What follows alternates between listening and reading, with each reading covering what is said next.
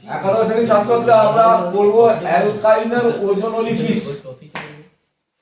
ধরো একটা অ্যালকাইন নিলাম, তো আমার সিলেবাসে আছে অ্যাসিটিলিন। একে যদি ওজোনের সঙ্গে বিক্রিয়া করি কার্বন টেট্রাক্লোরাইড, ভালো করে ফলো করো, যে দুটো কার্বনের মধ্যে ত্রিবন্ধন আছে ওই দুটো কার্বনের মাঝখানেই তো আমাকে 3টে অক্সিজেন ঢোকাতে হবে ওজনে। কিভাবে ঢোকাবো? CH O CH ও হলো জিঙ্ক ডাস্ট জল, জিঙ্ক ডাস্ট জল তার মতো ওরকম ভাঙবেনি। এখানে হবে CHO CHO গ্লাইঅক্সাল, CHO CHO গ্লাইঅক্সাল। এই দেখো CHO, এটা CHO কি, এখানে CHO আছে, এখানে CHO আছে। ও জলের সঙ্গে যুক্ত হাইড্রোজেন পারক্সাইড তৈরি করবে, সে হাইড্রোজেন পারক্সাইড অ্যারেস্ট করবে কে জিঙ্ক। বলেছিলাম মনে আছে যে অ্যালকিনের ওজোনোলিসিসে জিঙ্ক ডাস্টের ভূমিকা কি, বুঝলাম হলো। এইবার দেখো এই যে acetylene CH triple bond CH, খুব ভালো করে দেখো, একে যদি 20% H2SO4, আমি এখানে স্টার চিহ্ন দিলাম কেন জানো? বিশ্বের যে দেশে পরীক্ষা হবে না কেন এটা পড়ে 20% H2SO4, 1% HGO, 70 ডিগ্রি সি থেকে 80 ডিগ্রি সি জল যদি বিক্রিয়া করানো হয় তাহলে এখানে উৎপন্ন হয় অ্যাসিটালডিহাইড।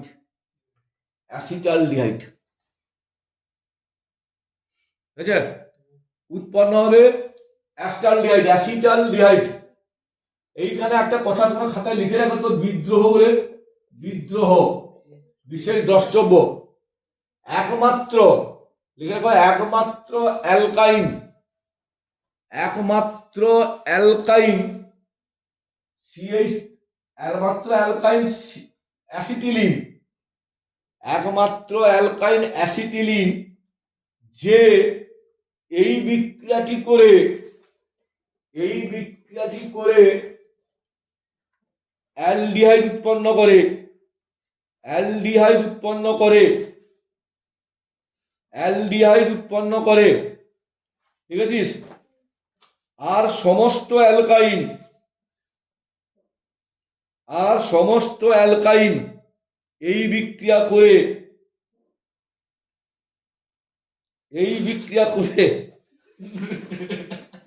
কিটোন তৈরি করে,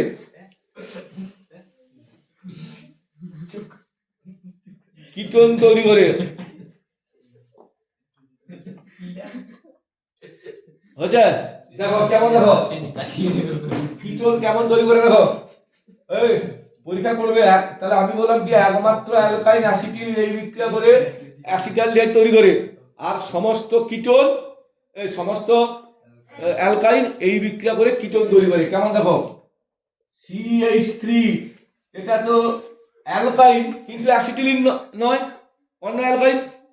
একে যদি সেম ভাবে বিক্রিয়া করি, এখন 20% H2SO4, 1% HGO, 70 ডিগ্রি সি থেকে 80 ডিগ্রি সিতে যদি বিক্রিয়া করানো হয় তাহলে কি হবে? এই কিটোন তৈরি হবে। আর কিটোন গ্রুপটা কখনো প্রান্তে থাকে না, প্রান্তে থাকলে শুধু অ্যালডিহাইড হয়ে যাবে, এটা মাঝে। ছোট শুভঙ্কর বলতো, এইটার সঙ্গে যদি সেম ভাবে বিক্রিয়া করি কি হবে? এও তো অ্যালকাইন কিন্তু অ্যাসিটিলিন নয়, কিটোন তৈরি করবে। কি কিটোন হবে বল সেটা? সাগরিকাও বলতে পারিস, বললি CH3 C এটা আগের মতো double O bond CH3 bond CH3, মানে এই কার্বনের যেটা চার হলো নাকি, দুবার হবে না, একটাই হবে, যে কোনো কিটোন তো, তাহলে CH2 হবে, এই তো হবে। আমি বলি C ডাবল বন্ড এখানে বসিতে পারো বা এখানে বসিতে পারো, যে কোনো একটা বসিতে পারো, ঠিক আছে। এটাও পরীক্ষার জন্য খুব ইম্পর্টেন্ট, যে C ট্রিপল বন্ড CH, এটা অ্যালকাইন তো, এটা হচ্ছে অ্যারোমেটিক অ্যালকাইন, বেঞ্জিন বলে আছে বলে। একে যদি সেম ভাবে বিক্রিয়া করি এটা হবে তো সি ডাবল বন্ড ও সেই স্থিরটা হবে তো। হ্যাঁ, এই যৌগটার নাম বললে আমি অ্যাসিটোফেনন। অ্যাসিটোফেনন, অ্যাসিটোফেনন, বুঝা গেল? এইবার দেখো যেটা আলোচনা করবো, ভালো করে দেখো, ভালো করে শুন, এটা পরীক্ষার ব্যাখ্যাও করে শুন। এটার আচ্ছা এটা বল, এইটার নাম কি? বাহ, সবই তো জানিস। এটার নাম কি? ইথেন, না না ইথিন ইথিন ইথিলিন। আমি কিন্তু সাকি নাম কইতে কইছি। এটার নাম কি? অ্যাসিটিন। এর কার্বনটা কোন সংকরায়নে আছে? sp, অ্যালকেন মানে sp3, অ্যালকিন sp2, অ্যালকাইন sp। আচ্ছা এটা তাহলে sp3 তে আছে, তাই তো? এটা আছে sp2, এও আছে sp2, asp, asp, তাই তো? হ্যাঁ, এইবার দেখো এখানে sp3 মানে s:p মানে 1:3। হ্যাঁ, এখানে s:p মানে 1:2, s একটা p দুটো, আর এখানে s:p অতএব আমি কি বলতে পারি? এখানে s এর আনুপাতিক ভাগাহার 25% বলতে পারি। কি করে বললেন? না, s হচ্ছে 1/4, 1/4 ইন্টু 100, 25%। এখানে s ইলেকট্রনের চরিত্র কত পার্সেন্ট হবে? 33.3% হবে। কি এখানে s ইলেকট্রনের চরিত্র কত হবে? 50% হবে। 1/2 ইন্টু 100, 50%। বলার উদ্দেশ্যটা ভালো করে দেখো। তার মানে এখানে এই যে sp সংকরায়নে সংকরায়িত কার্বনে s ইলেকট্রনের চরিত্র কত পার্সেন্ট? তার মানে এই কার্বনটা s ইলেকট্রন মানে এই কার্বন যে sp3, এসটা কার? কার্বনের না হাইড্রোজেনের? কার্বনের, হাইড্রোজেনের তো। তাহলে আমি বলছি, আচ্ছা তোরা কি মাথা পাগল আছে নাকি? কার্বনের 6 তো, 1s2, 2s2, 2p2 তো। শেষ ইলেকট্রনটা কোনটা? p তো। শেষ ইলেকট্রন কোথায় আছে? p তে আছে তো। তাহলে এসটা কার তাহলে? এইচ এর। তার মানে এইচ এর এস ইলেকট্রনটাকে কত পার্সেন্ট আনছে? 50%। এই কার্বনটা তার হাইড্রোজেনের এস ইলেকট্রনকে কত পার্সেন্ট আনছে?